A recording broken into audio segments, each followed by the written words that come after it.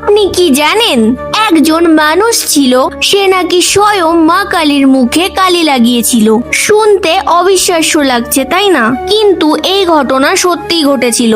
আসলে একবার এক গ্রামে ভয়ঙ্কর বন্যা হয়েছিল, আর সেই গ্রামের নদীর ধারে ছিল এক মা কালীর প্রাচীন মন্দির। সেখানে প্রতিদিন সন্ধ্যায় প্রদীপ জ্বালানো ভীষণই জরুরি ছিল, কিন্তু বন্যার কারণে পুরোহিতরা সেই মন্দিরে পৌঁছাতে পারছিল না। তখন গ্রামের পুরোহিতরা গ্রামের এক বোকা যুবক কালিদাসকে বললেন, তুমি যেভাবেই হোক মন্দিরে গিয়ে প্রদীপ জ্বালিয়ে আসো, আর প্রমাণ হিসাবে সেখানে একটা চিহ্ন রেখে আসবে।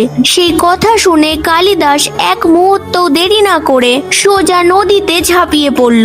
প্রচন্ড স্রোত পেরিয়ে মা কালীর প্রদীপ জ্বালালো। এবার এলো চিহ্ন রেখে আসার পালা। কিন্তু সরল মনে তিনি ভাবলেন, চিহ্ন তো রাখতেই হবে, কিন্তু কোথায় রাখবো? তারপর যা করলেন সেটা শুনলে আপনিও অবাক হয়ে যাবেন। তিনি প্রদীপের আগুন থেকে কালি নিয়ে সরাসরি মা কালীর সুন্দর মুখে লাগিয়ে দিলেন। ঠিক তখনই স্বয়ং মা কালী সেখানে প্রকট হলেন আর বললেন, হে মূর্খ, এত বড় মন্দিরে তুই আর কোনো জায়গা পেলি না? তার সরলতার ভক্তি দেখে মা কালী রাগ না করে তাকে এক অসাধারণ বরদান দিলেন। তিনি বললেন, আজ থেকে তুমি যে কোনো বই স্পর্শ করলে তার সমস্ত জ্ঞান তোমার মধ্যেই প্রবেশ করবে।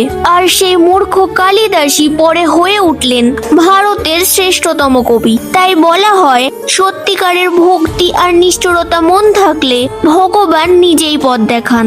আপনিও যদি মন থেকে মা কালীকে ভালোবাসেন, কমেন্টে জয় মা কালী লিখতে ভুলবেন না। আর মা কালীর জন্য অবশ্যই চ্যানেলটিকে সাবস্ক্রাইব করে দেবেন।